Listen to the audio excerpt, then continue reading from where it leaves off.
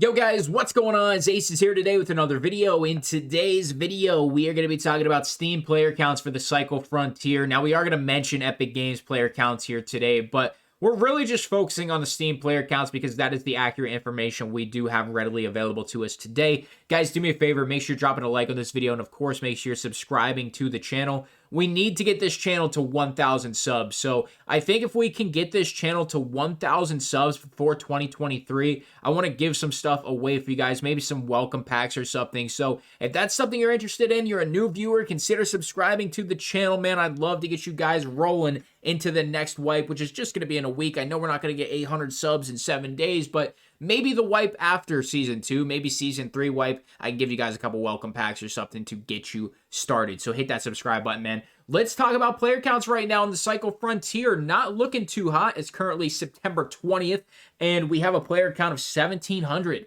That's not good. Compared to when I did the last video about player counts, I believe it was in the 5 to 10K range. So it has had a pretty significant fall off, as we can kind of see here. I believe it was somewhere between August and July. I kind of talked about it, but it's a pretty shocking fall off in August. So we had a pretty sharp fall off because of Twitch drops. So this information is a bit skewed because of Twitch drops. So I would say more of like a healthier decline would be 25 down to 19. I think this information is slightly irrelevant due to Twitch drops.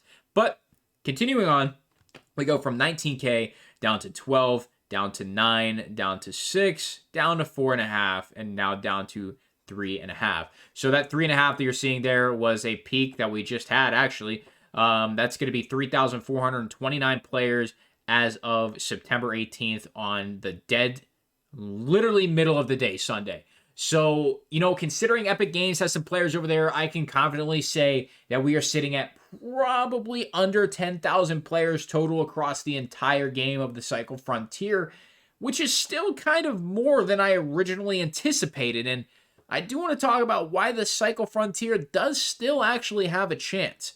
So, we're going to mention Wipe, and I know some players are really, really upset about Wipe, and maybe they don't come from Escape from Tarkov. Myself, I do, so I'm used to it. But Wipe can actually be a very fun experience. It brings life back into games that games actually have wipes. So basically, if you're really bored or burnt out, it's a really good way to get back into the game. It works very well.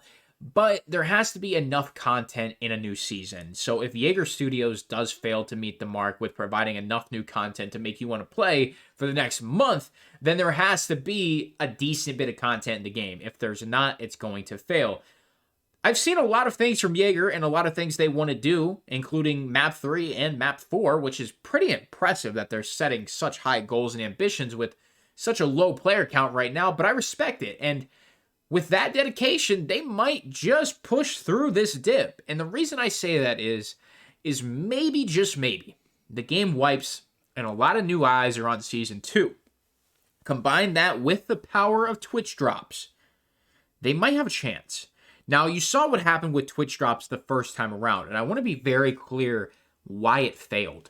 So, Twitch drops happened right here. This was the first day of Twitch drops. After 40,000 players were on, it fell off significantly. Why did it fall off? Well, you had to watch, I think it was 30 minutes, then an hour, then 2 hours for the first initial drops. And then after that, it was every 4 hours, up to 18 hours a day, I think it was, for white and green and blue gear. Nobody's going to spend that much time for some shitty gear. Now, don't get me wrong, Yager did provide cosmetics, I think, at the 4-hour mark, so that was good, but the cosmetic items need to be the focus for Twitch drops, I think, or the gear just needs to be better. We need good gear off the rip. That's what Escape from Tarkov did, and it worked out for them like a charm. I think the Cycle Frontier has a potential rebirth with some Twitch drops and a brand new season and a brand new wipe, but they need to do it right, and this is the only chance they have. With player counts this low, they are dangerously low now. They are so low that if they continue to decline, I can't see Yager Studios being able to afford future content. And we're going to make a separate video about that, but for now, I want to leave you with this. The Cycle Frontier might come back in full swing, or this might be it. This might be the end of Cycle Frontier.